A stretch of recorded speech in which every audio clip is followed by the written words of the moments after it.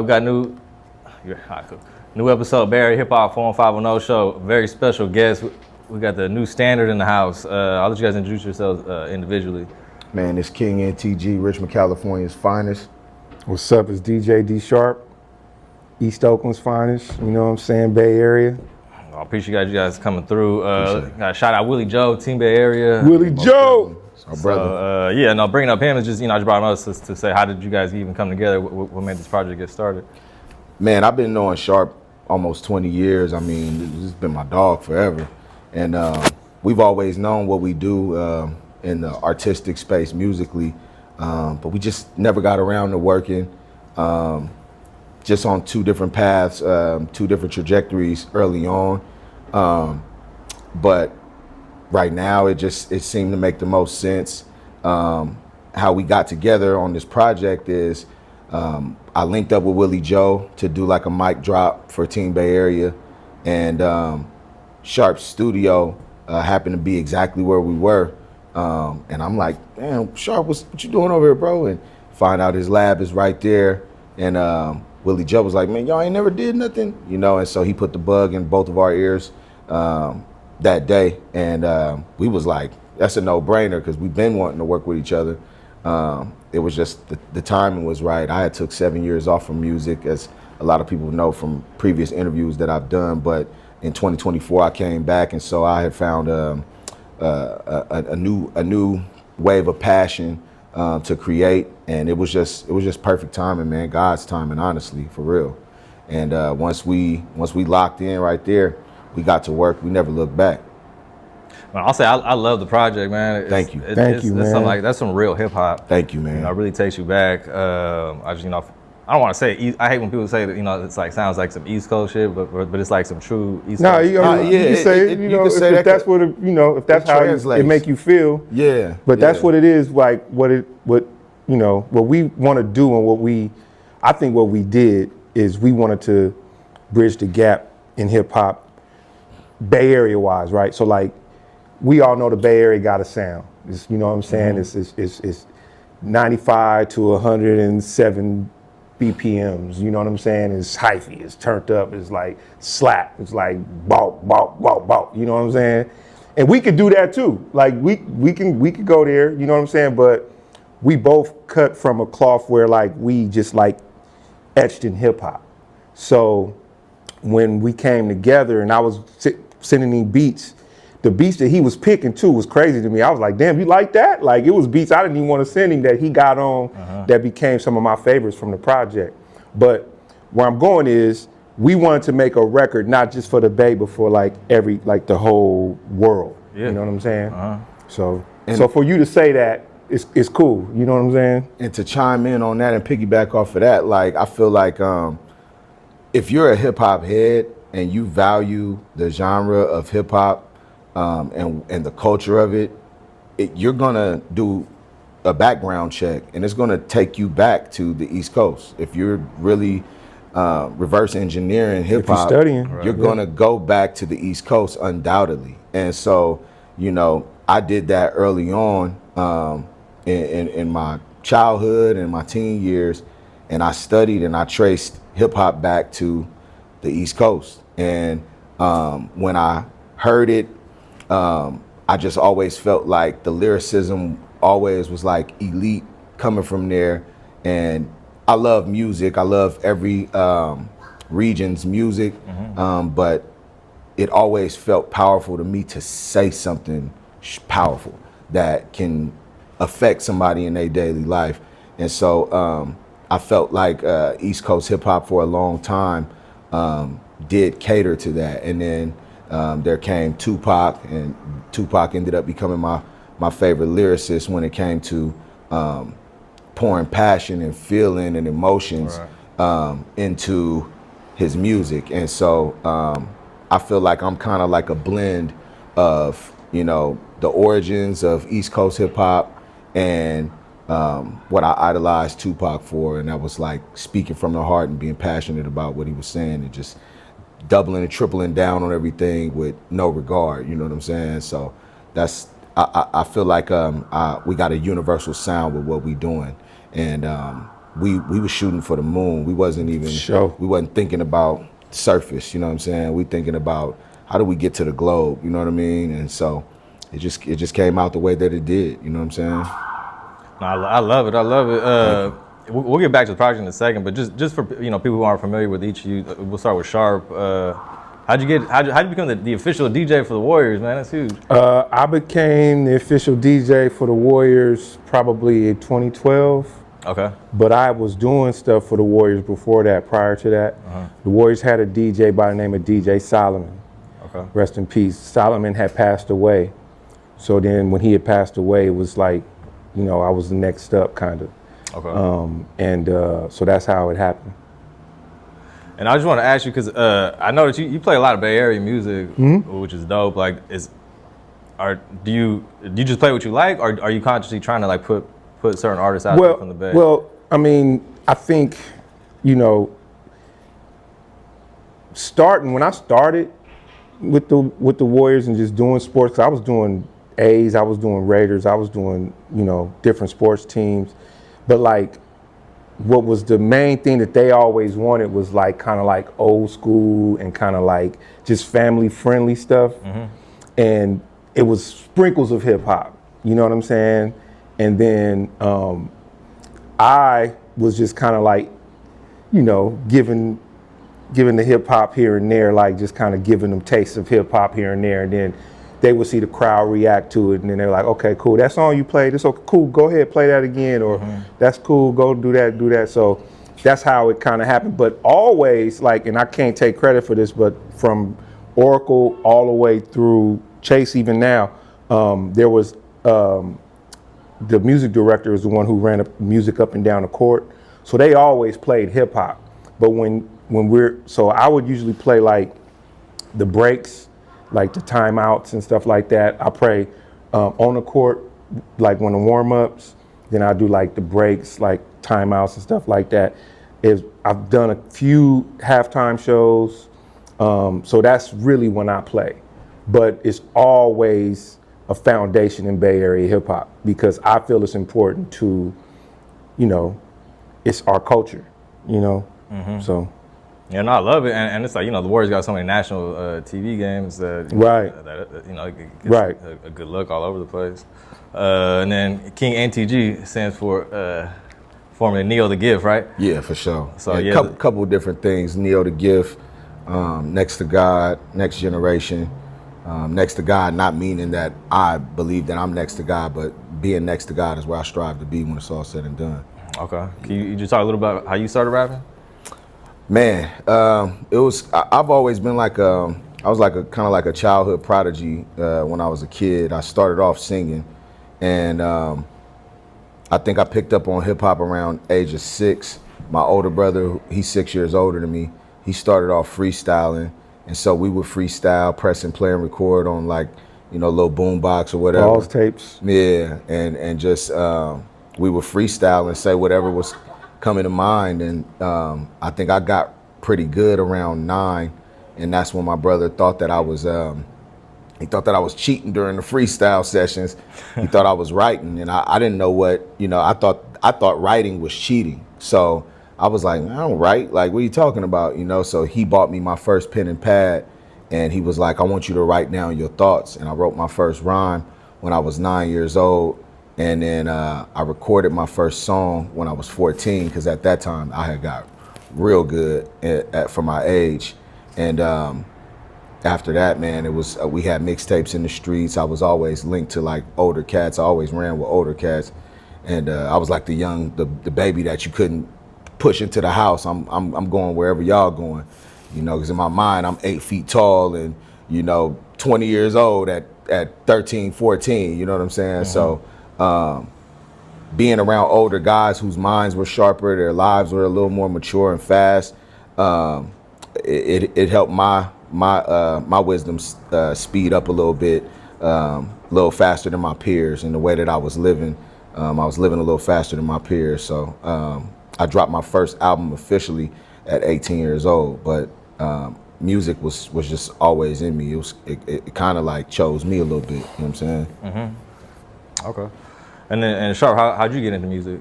Man, my pops is a musician. Okay. So like, he would have, when I would stay with him on the weekends, he would have like a band, and they'd be super deep. They, bass, keys.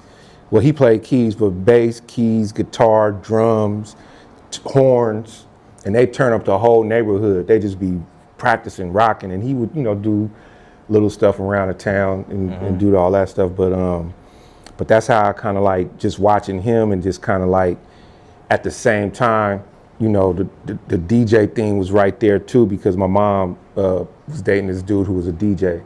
So I would see the turntables and stuff like that, and then the records, and I was like, oh, what's that? And looking for records and stuff like that. So, man, it just happened like that. And then I just gravitated towards the turntables. Like, I was playing the drums at my pop's house a lot. And I kind of got good, like, you know what I'm saying? But I never like went to school or nothing, but I can hold, I can hold a rhythm and keep it going. Okay. Yeah, I got on them turntables and I never looked back, man. It's just been on from there. And then my pops gave me a drum machine early on, and when he gave me that drum machine, that's when I started making beats. So. Okay. And you've been on tour with like some real huge names. Yeah, man. A lot of people don't know that. Yeah. But it was because it was so long ago. We talking about damn near 20 years ago, 15 years ago. Yeah, let the people know, like some of the big names. Nah, I mean, we were just talking about, he didn't even know. I thought he knew, but like I toured with my guy Lyrics Born. But I started, my dude, Latif the True Speaker from Quantum Project, Soul Sides, which is a Bay Area collective that toured the world. So yeah, the Quantum Project, Soul Side Collective. So DJ Shadow, Latyrix, which was Lyrics Born, and Latif the True Speaker, and then Black Alicious, rest in peace, Gifted Gab, Chief XL, and them brothers, they started their own label. They all came together in Davis. They started their own label, Soul Sides, and then they just started touring the world. In 2004, they took me on my first tour. It was called the Quantum Projects Tour. So through that tour, I ended up getting close with Lyrics Born. Lyrics Born was working on an album. He dropped his album, and then he needed a tour DJ, so I went and toured with him. So then from that, I came home, and then Black Alicious was like, we want you to go tour with us. So then they took me to Europe for the first time. So then we go overseas and then come back home, and then my grandmother passed away. So then I was like kind of stuck. Then, cause I had to come off tour because my grandmother passed away. So then they kept going. They were supporting Blazing Arrow. And then when they came back, I got back into the fold. And then Lyrics Born dropped. We went on the road. But what's funny is, and I tell people this all the time, like the industry is so small. Like it's a small industry. Like it's so small. So when I say that, I mean like there was a guy, we were on tour with Lyrics Born, and there was a guy, we was on tour with this group called Galactic.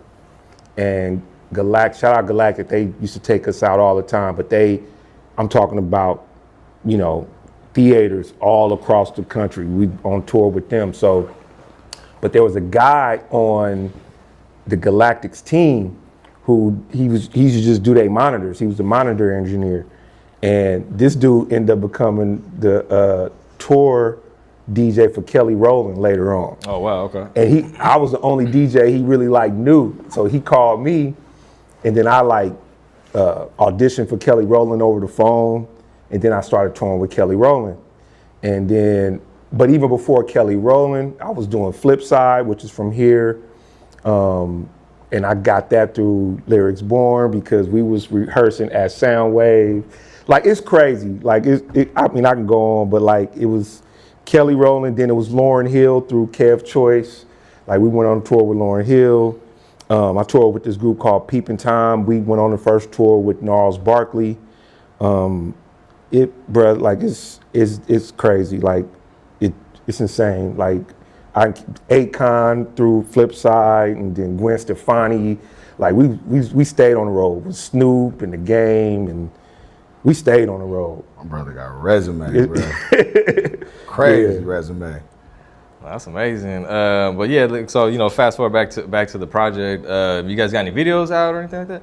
Oh yeah, mad videos. Yeah. I mean, he just sent the clips with that Willie Joe. Them clips. I mean, He said, yeah, that was the one Lee Ferris did. Oh, bro, it's so hard. We ain't even put out yet. Yeah, but we got video. Shout out ROD, No Place Like Home. Cause and Effect. Cause and Effect with Simba. Shout out Simba. Okay. So those are the videos that are out right now. We got Fatherhood dropping on June 19th. Yes, Fatherhood about to drop. Right before Father's Day. Okay. Yeah, so it's gonna be a beautiful tribute to us as fathers and to all the other fathers out there, not only in the Bay Area but all over the world. You know what I'm saying? It's just I think that fatherhood, when you're dedicated to it, in the social media's eyes, it's almost a thankless job. But if you're a real father, and we all understand what it takes to be the backbone of your family as a man, being the head of the household, and keeping everything together, man, it takes balance. Not to take anything away from the queens of the household. We know they hold their own. Couldn't do it without them. But we had to speak up for what we do as fathers, because I mean, we want to push that agenda, because there's a lot of people who aren't even creating their own families, and there's a lot of guys out there who have children, and they go the opposite direction, and that's not something that we stand up for. We live our lives every day as fathers, and we know plenty of men, plenty of good, strong men who live their lives the same exact way. And it deserves to be highlighted, saluted, and put out there to the world as something that should be championed amongst our men around the world. No, it definitely should. We definitely need better role models for the youth. Absolutely. Especially rappers is who most of the boys, and women too, but most of our boys, that's what they look up to, and that's where they get their values from. Man, women too. I'm a girl dad as well, so I got 2 boys, 1 girl. And man, I'm telling you, man, I protect my daughter with everything I got inside me. You know what I'm saying? Just because I know how cruel this world can be towards women, and so I'm very empathetic to that. And I raise my boys to be gentlemen that go out into the world and do your best to do your part to make the world a better place. Not to be like corny or cliche or anything, but just be a good citizen, be a good civilian in the world, and add value to any room that you go in. Don't take anything away from situations or people, because man, you never know who you can affect negatively and how much it will affect them and impact them in the future. I see a lot of women out here in the streets that grew up fatherless, and it hurts them, it affects them, and so I promised that I would never be that kind of man and father to my daughter. Okay. Yeah. I know you took a little break, right? Shit, 7 years, if you call that little. That was almost a decade, man. I was almost done. But yeah, go ahead, my bad. Nah, just talk about that. Why'd you stop, and what made you want to come back to it? So, towards right before I decided to say, I needed to pivot, I was going through a lot of personal things in my life. Music wasn't making me a lot of money. The lifestyle that I was leading, it just wasn't adding up, and it came to a point where music was actually costing me more than it was making me. And a lot of times that does happen, but in the way that I was doing it, and for as long as I was doing it, it started to be like a bill. And I was like, man, I felt like I was dope enough to live off of music, but it got to the point where I was struggling with myself, man, my ego and my pride. It was like, man, I'm dope, but like I'm spending more money than I'm making off music. And I had gone through a couple bad situations, man. I had, I had a run-in with the law. I got assaulted by the officers during my arrest. And, that kind of turned my world upside down a little bit. It was something that I had to deal with. I had to pay attorneys, had to go to court and fight felonies, which I came out on top. But, it was the first time that I had ever caught a case, and the only time I ever caught a case. And it shook my world up. My son was about 3 years old, and I was, having trouble with his mom at the time. We great friends now, but at the time it was rough. Being a single dad was new, and so we were trying to adjust to that. So life was life, and it was happening in real time. I had to make sure that I had a way to provide, and so I resorted back to, what I knew.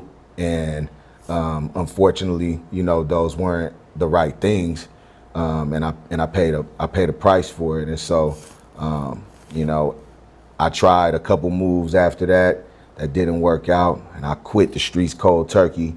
And I was like, I'm done with this. And next thing you know, you run through your last $30,000-$40,000, and the walls feel like they're closing in. And so, I'm a young father, I'm single, I'm going broke. I needed a new car. I'm trying to figure out, how do I make money if I'm not hustling or doing music? What is my life like? And I really sat and thought about it, and I was like, for 10 years straight, I've been Neo the Gift, and I got my son who is a junior, and I haven't put no respect on my own name by, having a work history or, going back and getting my education in college or anything like that. So what does my actual birthright name mean? And at that time, it meant nothing. And so that bothered me. And I was like, I need to figure out how I could be the best man for my son. And tried to go get a job. Went and did fire, water, and mold restoration for all 2 weeks. I knew how to do it because it was like a side gig for me at 17. And I tried to go get me a job after that. And man, I saw that first check, and it was the least amount of money I ever made for any work I ever put in my life, because I had to go through a temp agency. I was on probation. So, I couldn't just go in and just get hired somewhere and get a good job because I knew how to do some work. Temp agency was taxing me, whooping my head, and taking nearly half my check. And so, I was pulling up in a car that I owned. My ego was still there a little bit. I'm like, man, I got the nicest car in the lot, but I'm the brokest one here. You know what I'm saying? And I quit. I was like, I'm not settling for this. I know I'm worth more than this, and I needed to figure it out. So I took the last of the money that I had, and I stretched it. I made it stretch, and I ended up reuniting with my other two children's mother before we decided to start a family,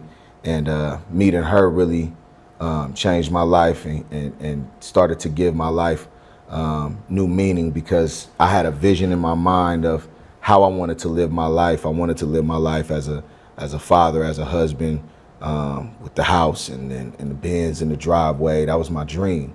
And so, she started to fit into that picture. And I just remember, asking God for my dreams to come true.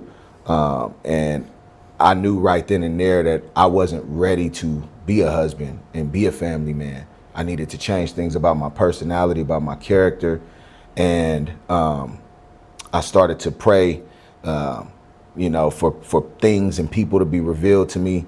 And I look up one day, man, and I was completely alone. Just me and my son. And when my son is with his mom at the time, it's just me by myself. And I grew up kind of, having some struggles with, my mental health and anger and things like that. And so, man, the walls couldn't have been speaking more loudly to me during that time. In my darkest hours, I was in a really dark place. And that's when I knew, I said, I needed to change everything about my life in order for things to be different. Because if nothing changes, then nothing changes, And so when I did that, like I said, I looked up and I was alone. And there was nobody for me to rely on but myself and God. And God started to give me direction. I started to listen more. I got stronger within my faith. Then the pandemic comes around. Me and my wife, we start a family. She wasn't my wife at the time just yet. The pandemic comes around. I have a daughter. around that time, you know, a little bit before that, and she becomes a kindergartner during the pandemic. I really have to figure it out now. And so my sons were coming of age, and I started training them at a gym in Concord. And good friend of mine now, man, he walks in with his kid for the first time, and he just happens to see me and my son's training. Cause I got a background in basketball too. I was a standout athlete growing up. And when he saw what I was training my son to do, he asked me to train his son. And so from there, I started a business. Next thing you know, I look up, and I trained over 40, 50 athletes in that year. And I started a business, and that was able to sustain me. And I found my passion in sports again. And that's when I was like, you know what, I'm happy here. I'm happy here.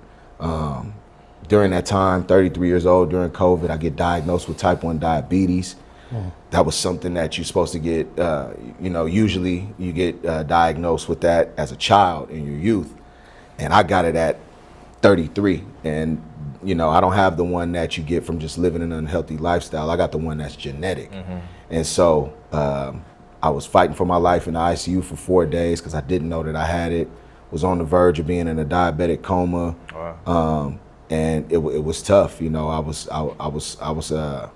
it shook my world up, man. But I couldn't see my family at that time because it was COVID, and man, it was like, I got to shake out of this, man. I ain't going out like this, you know. I got too many people depending on me, and I'm not ready to go. And so by the time that I got back home, you know, I started getting myself back right, getting acclimated to living with a disease. And I was just like searching for my peace. You know, I started to study more. I enrolled myself into college, became a major in philosophy, got a 4.0 GPA. Wow. I started to teach myself languages. I became an ordained minister. I got certified in all things cannabis related.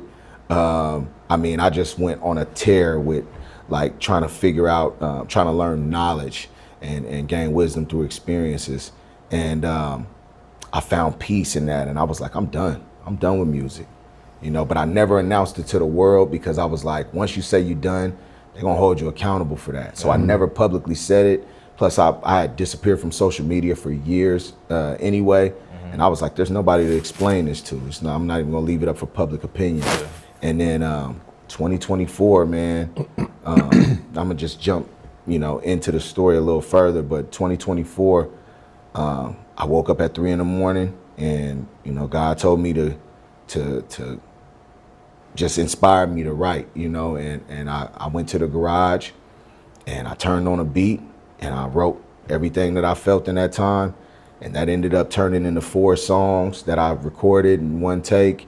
And that was all the fuel that I needed to get back into music. It was really unexpected. And I felt like if I'm being moved, like, cause I'm very spiritual. I don't know how everybody else's faith is, but me and God like this, you know, God's like over my head at all times. You know what I'm saying? And so, you know, at that time, I'm like, man, God, if you gave it back to me in this capacity, and made me new, and made me even a better version of myself than I was before, I know that I have this for a purpose, and it can't be for me. I was already in the business of serving others. You know, I take care of everybody else before I do anything for me every single day in my normal life anyway. You know, whether that be my kids or somebody else's kids, I'm always doing something for someone else. And so when my passion came back, I knew that it wasn't for me. I knew that God wanted me to serve a purpose. So I eliminated cursing from my music. I made sure that I stayed mindful and intentional and purposeful in my wording, and you know, who am I trying to reach, and who am I trying to speak life into. I put very much, I put a lot of intention into that. And so I just went full-fledged ahead. I say something in one of my prayers where, you know, I ask God, if it's for me, allow it. If you deem me worthy, I'm a servant. And so, you know, right now what you see from me as an MC is I'm being a servant. You know, it's not anything braggadocio about it. You know, it's more selfless. It's vulnerable. It's intentional. It's honest, and it's real. And you know, this is who I am, and that's what the world is getting from me now. It's the man that I am today, completely far removed from who I used to be. And I don't want anybody to remember me for who I used to be. I want them to see me and remember me for who I became. I'm glad you're back, man, and I'm just glad that you speak on it, you know, and you're so open to talking about it. Just because, like we said, how powerful music is on the youth. Does being a father have anything to do with why you stopped cursing, or just why you became so intentional about what you put out? Most definitely. Like I said, I'm a girl dad too, and my girl is my baby. My boys, they didn't mind when, you know, I would curse in some of my old music. They didn't mind it, and honestly, when you're a man, you don't really mind it. You kind of want your boys to be, you know, like that you. edge. Yeah, you want them to be edgy like that. You want them to understand the world for what it is and what they're gonna face. And so you're a little more aggressive, you know, in what you show your boys, and you're a little less mindful about it. You're like, nah, my boy's gonna be a man one day. You're gonna figure this out either way. So I'd rather you learn it from me than from out there, because you might get it wrong out there, you know. And so my daughter came into the world, though, man. It was like I became like a teddy bear, you know what I'm saying? And I got to do everything delicate with her, you know, because she's so precious. And her little heart, man, she's just a little angel to me, man. And she will hold me accountable, and she's just like me. She has all my gifts. Like my boys, they got some of what I have. They either have one or the other. My daughter, she has everything. She's intuitive like me. She's creative like me. She's talented. She's witty. She's really smart. And she's just like her mother too. And so when she hears me say something back in the day, she's like, Daddy, why'd you say that? You know, and I was always censoring her from anything. I hear something bad come on a song, I turn it off or mute it real quick. It's just something in me was like, don't let her hear that. That's an angel, you know. And if you expose her to that, she might think that's okay. And so I'm like, I can't be muting these guys and not muting myself. And so I said, instead of me muting myself, why don't I just eliminate that? And that was the first intention, but it kind of came natural because, like I said, I major in philosophy, and I write a ton of essays, and I grew up like an accelerated writer. What a lot of people don't know about me is, you know, I'm really good at writing, and so I write like 16,000 word essays. I'll go above and beyond. Like it might only be a 6,000 word essay. I have to ask my teacher, hey, can I write 16,000 words? That's what I got, you know, because I'm so passionate about writing. And then I'll read the whole thing, and I'm like, man, that was good, okay. And I'll get an A on it, and then I'm like, you know, I just gave all of those words, got my point across flawlessly, and I didn't have to use one curse word. And so I always viewed my music, and then I didn't like, you know, different cultures using the N word and, you know, just cussing up a storm in the music. I was just like, man, you know, and I got tired of like the radio edits and all of that. It's tedious. It's like, you got a dope song, but they're like, you need a radio edit. Now I got to call 3-4 guys to see if I can get it chopped up and get it edited and censored. So I was like, let me stop cursing, you know, in my music, because I was taught that, you know, curse words are called curse words because they open gateways for negativity for your gifts. And so that's why they call it a curse word. So it's like, you know, once you say a word that you shouldn't say, it might curse whatever it is that you're doing. You know, it's like when you curse at somebody or you curse somebody out, it makes them feel bad. You know, if you speak life into somebody, it does the exact opposite, you know. And so I started to apply that to my message. The rule became no cursing the gift. So I could close those doorways and just leave only room for positivity, love, and support. And then, yeah, man, it was just about being intentional from there. That's crazy. That's crazy. That's slapping harder than the bass. Go, you That's feel crazy. me? But yeah, it just became intentional from there, man, and it became natural.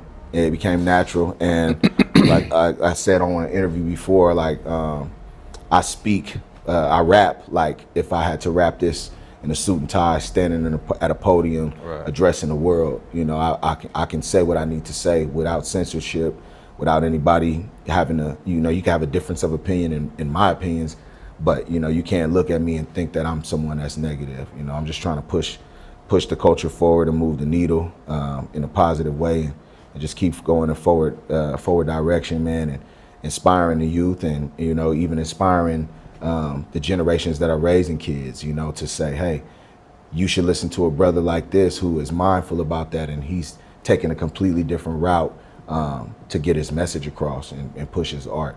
Yeah, no, that's definitely powerful. Sharp, you got kids? I got 2 boys. Yes, sir. 2 boys. What age? 13 and 11. Okay. Yeah, you getting them into music or anything like that? Yeah. My son, he actually he picked this joint up, and I was thinking about giving it to him. You know, the little Akai joint, but they going to Bishop O'Dowd, and my youngest one is taking beat classes. They got beat classes? Yeah, wow. like a classes that teach electric production or whatever. But nah, so they are hoop fanatics though. Mm-hmm. So they be playing hoop. They just had a tournament. Both of them won their chips this past weekend. My son went for 9. Boy, he shot 9 threes, bro. How many he make? That boy got a jump. No, he made all 3. He made 9 threes. Well, the 7 in one game, the lefty. Oh my God. 7 in one game and 2 in the next. Wow, that's crazy. Crazy. He went crazy. Got a flamethrower. He got a flamethrower.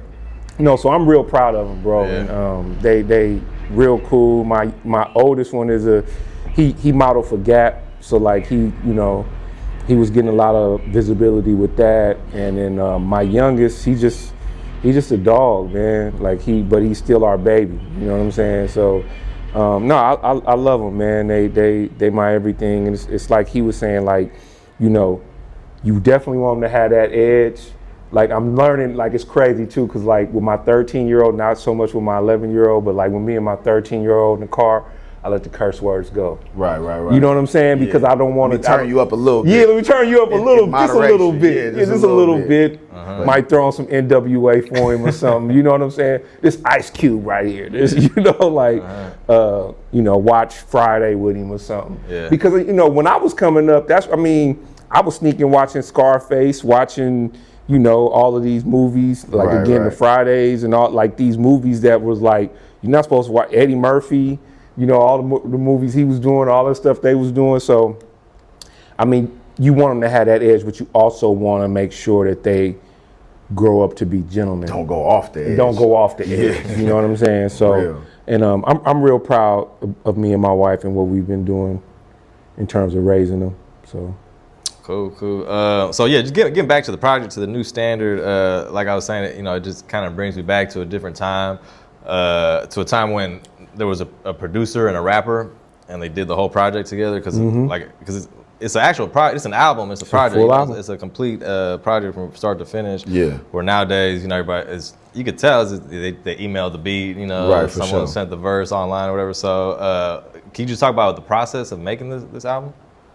Man, it was so easy, man. Working with Sharp Dog, like our passion to create and being stars in our roles, like. One thing I don't do is try to do what Sharp does, and then he doesn't, and it's vice versa. Vice versa. I was say vice versa. Yeah. Like he's a producer, and he understands what things should sound like sonically. I'm a lyricist. I'm a messenger. I got that part. You know what I'm saying? We come together, meet on common ground because we're just trying to make the biggest record possible. Right. And so. That's how championships are won. It's like we play for the same team. We share the same common goal, but my position is my position. Your position is your position. Let's be stars in our own roles individually, but let's make sure that we got that chemistry where we are always working towards the common goal. And when you got 2 guys, like if this was a franchise, we would be 2 superstars of the franchise. Yeah. And so, Kobe and Shaq. We get along, but we get along way better than Kobe and Shaq. You know what I'm saying? Like, Kevin Durant, as soon as I Steph walked Curry. into the studio there you go. As soon as I walk into the studio, man, the first time, and I came in ready. You know what I'm saying? Came in ready. I came in ready. And but I knew that though. But yeah, he knew what time it was, and you know, I knew what time it was with him. So I knew we was coming ready to get to work. You know what I'm saying? But the first thing I noticed, man, he had a Bible on the table next to the speakers, and so as soon as I came in, I touched it. I'm like, dog, man, you know, and we realized that, you know, we both are fueled by our faith, and both are strong believers, and that's when I knew. I was like, nah, this is gonna be something that becomes special. And first song, one take. One take. He jump out his chair, run out the room, like, this what we doing? I'm like, yeah, this what we doing. Came back, we knocked out 3 more in that first hour. 3 songs in the first hour? 4 songs in the first hour. Yeah. Oh, damn. After he ran out the room, after we was done with that first one, he came back in, we did 3 more. Wow. Yep. And we talked for 2 hours just about life. And then we Then did banged another out one, another right? one. Yep. So that first session, we knocked out 5 records. Every session was like that. And that was the first time that happened for me. It's like I usually cook up right there with the person there. You know what I'm saying? But like I had, and this has kind of changed my process. I'll keep it a buck. Like I cooked up for him specifically. I was like, this. Let me say this for Neo. This for Neo. So you had him in mind. Oh, for sure. When you're making your sure. beats. Yeah, for sure. And then I think that's why it worked like it worked. You know what I'm saying? Like I sent him a batch of beats, and he wrote to damn near all of them. You know what I'm saying? It was like, look, he came ready. Like it was insane. Like there's a clip on Instagram. It's on, I think, on both of our page, but like I run out the studio because I'm like, I can't believe what I just heard coming out this man's mouth, and then just like, you know, just like on my beat, I was like, wait, if this is what's about to transpire, It's about to get crazy. it's about to get crazy. So Well, I mean, when you come with a title like the new standard, like that's a bold statement, you know. Like, Super bold. You got to come with some heat behind that, you know. For sure. And you guys definitely backed it up. I think we are, as we are getting our content out and the music is out there now, I think people are starting to get the new standard. You know what I'm saying? Yeah. Because it ain't nothing new really. We just doing what we know how to do, you know. And not to cut you off, No, it's all bro, good. like the new standard came about because it wasn't to be like something that was like arrogant. The Right. new standard was like a manuscript for the young man of today. It's like, what are you striving to be? Are you striving to go to jail? Are you striving to die an early death? Are you striving not to be a father to your children? Are you striving to be a dope dealer? Are you striving to be a pimp? Are you striving to fail in life? And you got somebody like me who was actively living as a mentor. I'm a coach for youth and high school basketball players. I'm raising my children. I'm active every single day in my children's lives. I'm a husband. I speak to inmates and speak life into them, guys that's getting ready to come home or guys that might not come home ever, you know. And on top of that, I find time to manage a disease, to work on my craft. Everything about my life as a man represented the new standard to Willie Joe, because we were in the process of naming that album. And I asked Joe, I was like, Joe, what you feel? He was like, the new standard. He was like, y'all the new standard. Like the way that y'all living y'all lives as men, that's what young men should be striving to be. So the new standard has nothing to do with the music, actually. It has everything to do with the message and the intentionality of what we represent as men in the creative space. You know, we have a voice, he has a platform, we put those things together and we put out a new message and give you options as a young black man or a young minority male or a young white male. It doesn't matter what you are, as a young male, period, you know, even with the females, you know, it's like, and like he said, we didn't really, you know, do anything that was like extravagant and out of the ordinary because there's nothing new under the sun. I mean, so many creative geniuses have, recreated things and, did it in their own way. But what we did was, what my intention was I wanted to reset the timeline of the way that music sounded message-wise. I think that a lot of hip-hop lyricists were like dying flowers in a field, without water. And it was like, we need to put water and light on this field, you know what I'm saying? Because these flowers is too beautiful to just let them die like that. And so, I feel like a rose from concrete. I stood the test of time, and I knew that I had to come back with a purpose. And it wasn't just for me, man. It was to, inspire all the other MCs who've been trying to break through and just couldn't do it, And I felt like I said, God put the words back into me for a purpose. And, I knew that it was going to be necessary to send the messages that I was sending. So you got songs like SAFE, which is an acronym for Streets Ain't For Everybody. You got songs like Plain Sight, which is, telling the guys that is living a certain life, you got to move a certain way, you know what I'm saying? Or you just begging to get caught, you know what I mean? Like if you got to learn to be invisible in plain sight, because one of the 48 laws of power is concealing your intentions. You don't want to look like what you intend to do.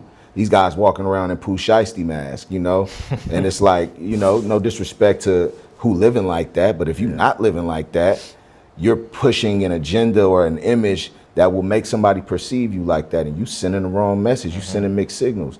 So that's not how you should be living. You're gonna survive longer on the streets by not looking like that. What if you just dumb it down? What if you don't look suspecting? And you're not a suspect. Right. But if you look suspecting, 9 times out of 10, you'll end up a suspect, especially if you really living like that. And so, we got songs like Stars Align, where I was like, I have to bring romance back into music, because right now everything is like man versus woman, woman versus man, or pop that, pop that. And it's like, bruh, like that. I'm not surprised that y'all don't want to create families, because it's like the woman don't want this dude who running around playing the dozens, and this dude don't want this girl that she feel like, I need to get my revenge, because of the men that done hurt me, or why don't I pull a you on you, And so now you got battle of the sexes, as worse as it's ever been. That's what most of the content is about now, on these podcasts. It's like, it's battle of the sexes, man, and we all lose, you know what I mean? And so everything about the messages on there, man, was about love, unity, bringing people together. Oh, how can I forget fatherhood? How we ended the album. It was a play on words. It's not meant to be just about just fatherhood. What does it mean to be a dad? It's more about fatherhood in the sense of community. How we all come together as fathers, like a gang. Like, he's a basketball dad, I'm a basketball dad. We know, without even having to talk to each other about the details, what that life is like and how much it takes. You know what I'm saying? Like, I could have bought 5 Rollies with all the money that I spent being a basketball dad. Basketball, yeah. You know what I mean? That's a whole 2 boys that play basketball. I got 2 boys that play basketball. A whole other subject. It's 20 to 30 bands a year to travel around. You understand what I'm saying? Yeah. I could have bought 5 Rollies. I could have went and got the big watch. You know what I mean? But like, I'm pouring that into my children, and and then being a girl dad. Every girl dad will tell you, if you're a girl dad out there, you know exactly what I'm talking about, bruh. You looking at life like, bruh, if somebody hurt my daughter, dog, I'm flipping the world upside down and setting it on fire. Yeah. You know what I'm saying? Like, that's how you feel about your kids. And when you are a man, we look at each other like, we could have conflict in the world, but I don't want to kill you over us having a difference in words or opinion. I don't want to hurt you because you a father. I wouldn't want to see you like that, and I wouldn't want your kid to see you like that. You know what I'm saying? And I wouldn't want you to want me to look like that in front of my children. So we have a mutual respect that just is unspoken, where we know we're alpha males as men, and we know that we got to go home to our families at the end of the day. Integrity, and we respect that, man. There's honor amongst fathers. There's no honor amongst thieves. And so we don't live that kind of life where we're thieves of things, where we're thieves of energy, where we're thieves of joy. We don't live like that, you know? And so being a fatherhood is about being selfless. It's about being understanding what fear means to you, but at the same time being fearless and knowing how to face adversity and help your children navigate it too. So like, you know, if you hear the explanations, man, I can do this with every single song on the project. No record on the album was just like, yo, let's just do something. Right. Nothing is like that. He sent me a beat and I did exactly what I felt that beat required. And no, you know what's crazy? New standard, dog. When I'm listening, like I listen to like my sons are getting in the car and going straight to New Standard and playing New Standard. Like I listened to it today for the first time in like, you know, a day or two. So, but it was because my sons came in the car on my way here, like they started New Standard, and I'm like, wow. But every time I hear it, I hear him say something different that I didn't catch. Right. Yeah. And I'm just like, and I mean, I've sat with this music more than anybody. And every time I'm like, did he say that? Like the way he put the words together, the way he told a story, like every song, like he just said, it's intentional, and it's like it ain't nothing on the project that's just, you know, him just like, I'm rapping. I'm just spitting. Or whatever, it's not that. It's like if you listen to what he's saying some, you know. Nah, you could really tell, and you know, I just appreciate all the thought behind it, and it's refreshing, man, because there's so much music now that I listen to that I love, I bump it, but then I can't play it with anybody else in the car. You know? Anybody else in the car. It's like one verse, they drop like 8 different types of guns and you know, different drugs and all these curse words and stuff. So they'll kill somebody right in front of you on the song, and they tell you who they killed. Right. Come exactly. on. Like, they bro, tell what them is themselves. this? You're going to hell. So and jail. Yeah. So I mean, they rap their asses off, but you know, the message is just. Like we were saying, it's just putting that negativity into the world. What you said about cursing, I never thought about that. But yeah, you throwing out that negativity, so you know, like sending out curses. So, but yeah, just thank you guys for what you guys are doing. And I'm just really looking forward to what else you got coming. Thank you, man. Speaking of, what else do we got coming? We're working on the deluxe actually now. You know what I'm saying, and then working on like getting the word out more, doing more shows. You know what I'm saying? So trying to get in front of people more. So like anybody, I don't know what camera we at, but you know, you guys holla at us. You know what I'm saying? We are, you know, trying to get my man to speak, you know, in front of people and get in front of people. So yeah, we're doing like more shows and the deluxe and like more videos too. Like, I mean, the goal is to have a video for every single song. Okay. So, you know, we're gonna keep working on that. Yeah, I mean, nowadays you can.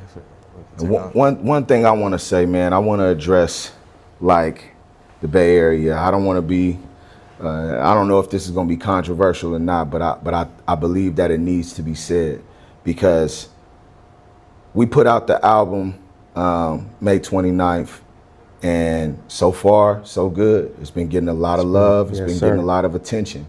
But I've seen, I watch social media every single day. I see people complain about the sound. I see people complain about the intentionality of music. And this is not just in our region, this is worldwide. So I'm speaking to, you know, the world, not just the Bay Area. Everything that everybody is saying that the game is missing, I'm telling you right now in the New Standard, we've already done it. It's been done on this album. There's no cursing.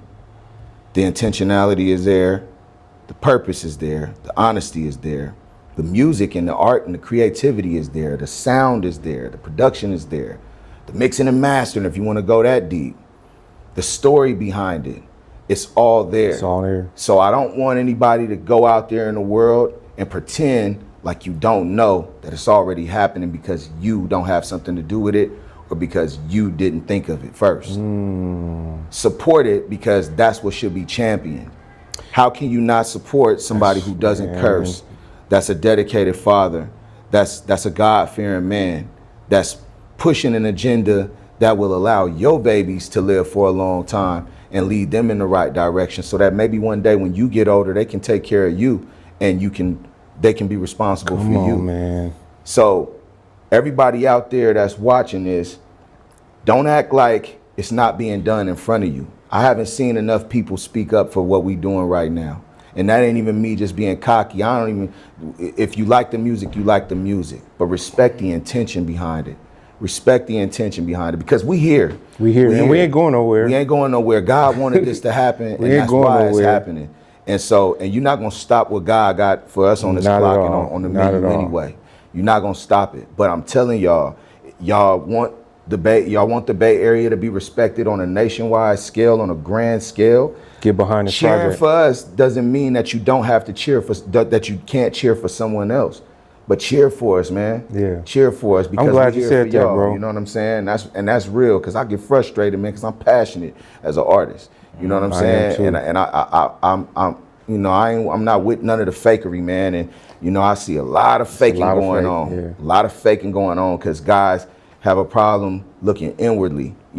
Step outside yourself, man, and push the positive agenda, man. I'm telling you, bro, God got a way of moving you out the way when he got a plan. There's a master plan that's taking place right now, and it's either you a part of it or you not. You know what I'm saying? I'm so glad you said that, bro. And thank you, man, for sharing your platform with us. And shout out Bay Area Hip Hop 41510, man, because I've been seeing what you've been doing for quite some time now, man.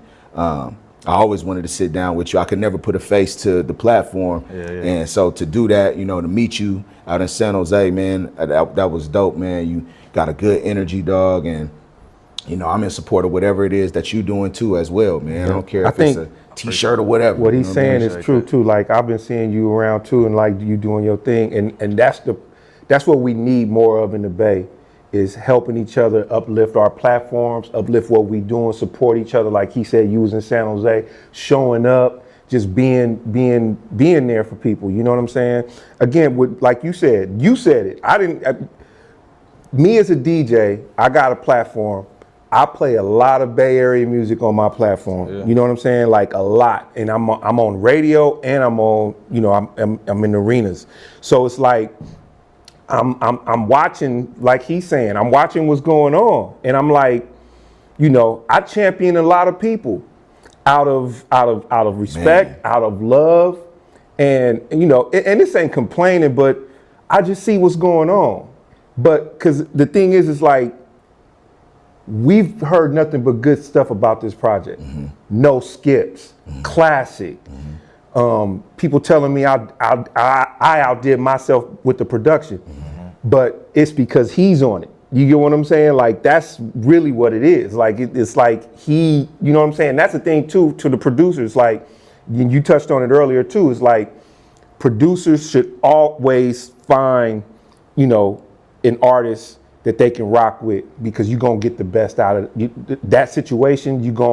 The continuity, the camaraderie in that alone will speak volumes in the music, and that's what we've done.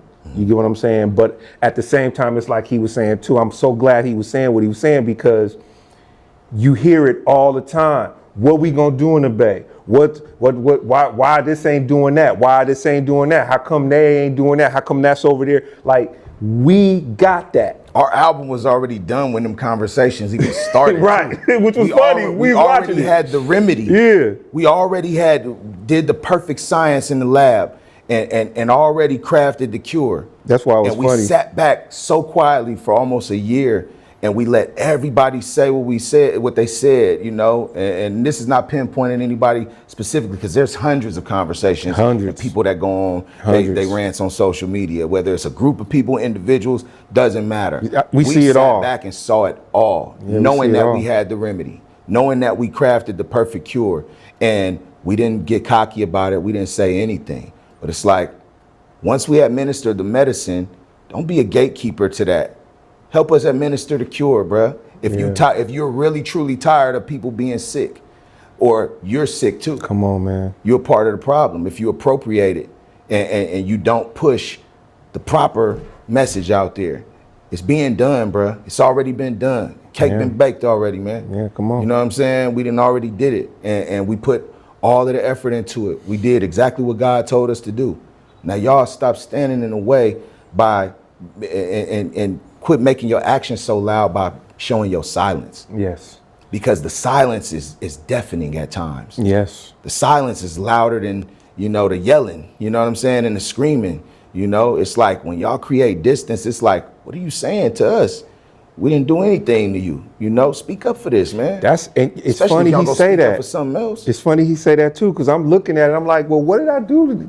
Have I not shown up for somebody? Have I not played your record? Have I not? You know what I'm saying? Show support It's the most unselfish person somehow. I've ever seen, bro. You know what I'm saying? Like at his level. I'm looking at it like, cause I give, especially in music. And my thing is too, I don't take money. I don't do none of that. People be like, man, play my record. I could go $100. Like, nah, I don't keep that, cause I don't want to be.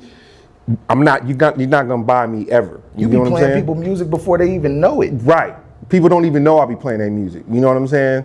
But but that's just because, for one, I only play shit if it's dope. Like if it's dope, and I'm a rock with it. But then also I understand, and this goes back to what we're doing. I understand that the Bay right now is definitely getting a lot of notoriety, but at the same time, we have a culture. You get what I'm saying? And we have to protect our culture, and we have to keep moving our culture forward. You get what I'm saying? So, if it's mob music, if it's hyphy music, if it's hip hop, like, you know what I'm saying, you going back to hieroglyphics, or you going back to whatever, you going to the Tonys, you going to whatever, like, we represent all that. You get what I'm saying? And it's like, that's what I do. Like, as a DJ coming from Oakland, growing up in Oakland, it's my job. It's my job to play people's records. That if I'm hip to somebody, a new artist, it's my job. It's what I have. Y'all right across the street from Hello Stranger. If I got a set at Hello Stranger and it's a crowd and I got a new record from a Bay Area artist that I like, it is my job to play that record. Like that's what DJs do.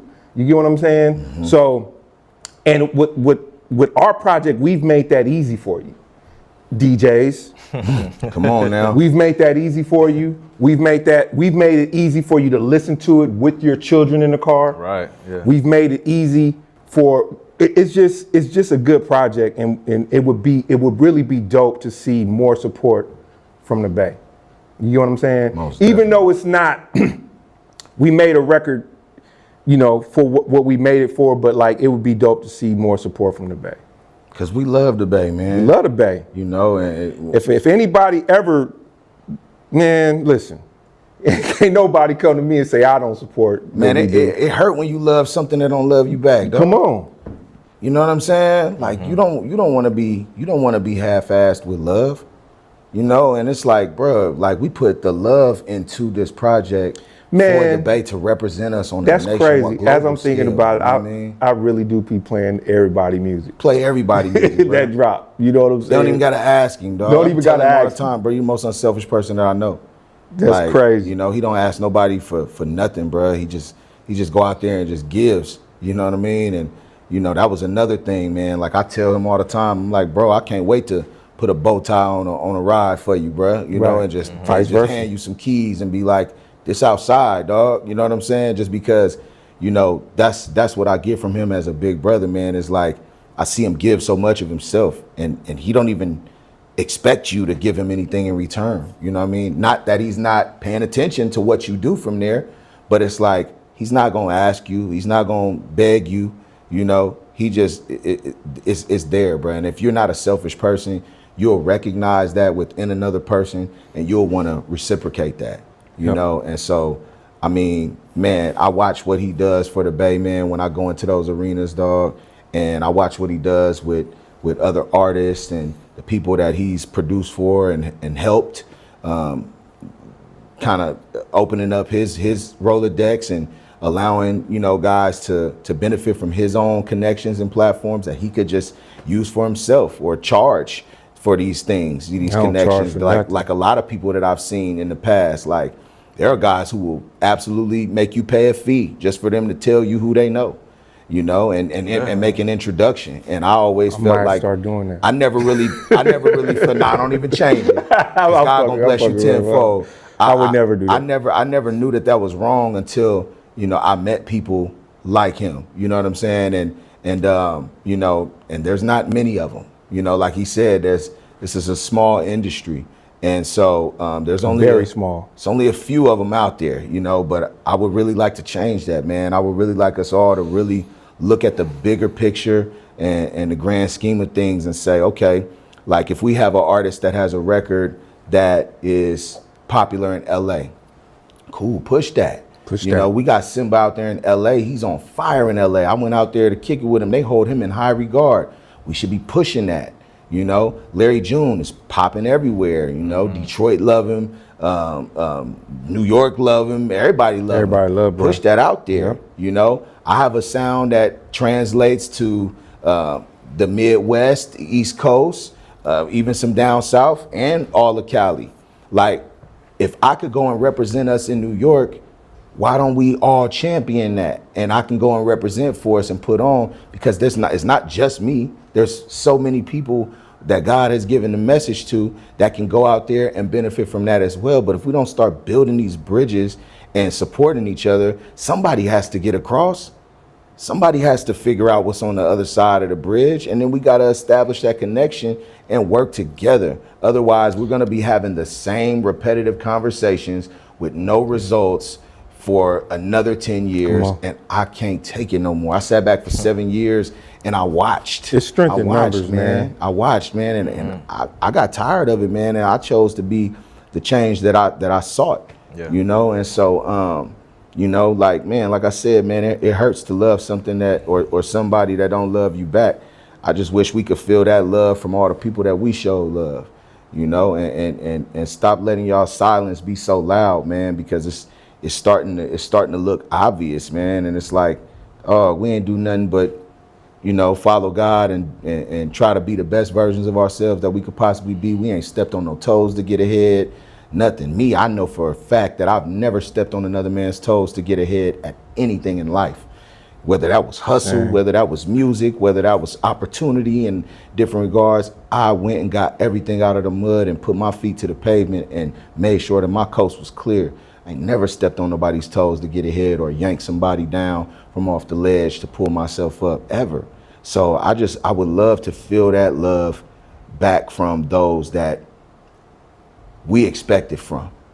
You know, I should say. You know, I mean, you deserve it. The project's amazing, man. Thank you, you, man. If you haven't watched it, or sorry, watched it. If you haven't heard it, definitely go check it out, man. Thank you. Amazing production, amazing lyricism, great messages. You know, so it's just, like I said, it's just refreshing, man. Thank you, man. I really love hearing it. Thanks, before we wrap up, you know, I'm a therapist. I work with kids in the school district. So, any advice you would give to youth? So we just talked on, you know, the love, and like we really was talking about what people, the perception of our project, right? Like that's what we were talking about, but only because we feel like we gave something to the world that should be shared by our peers and by everybody, right?